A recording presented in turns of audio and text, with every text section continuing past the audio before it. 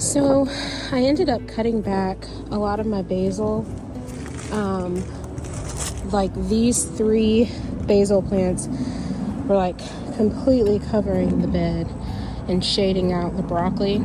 So I cut all those back. I also cut back the 2 basil plants that are on the side of here, just so that it's not encroaching as much on the bell peppers.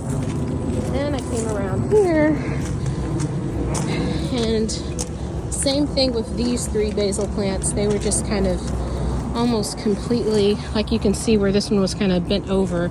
It was just growing all into the broccoli. So I know the recommendation is not to cut more than 1/3 of your herb plants in one pruning session, but I probably cut 2/3 of all these basil plants. I also cut back that one, and then this Tulsi basil. Oh yeah, I need to put that with the rest of the pile. This is how much of this Tulsi basil plant that I cut back.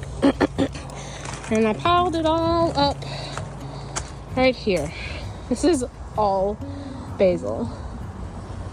And when it's this much, honestly, I wash and cut it and preserve it as much as I can until I just can't anymore. And so most of this will get preserved, but probably not 100%.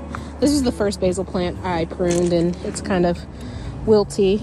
I also cut back my pepper plants, and then underneath these peppers, there's our first round, if you can see them, our first round of dry cowpeas.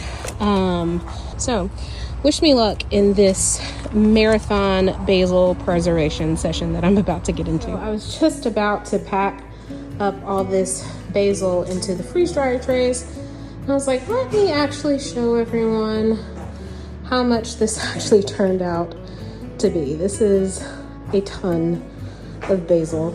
I don't even think that I could probably do this, and I'm probably gonna have to run the freeze dryer like 3 times to get through all of this basil. And then some of the basil, like the cinnamon basil, and then the Tulsi basil, I mostly use for tea, so I'll probably dehydrate those.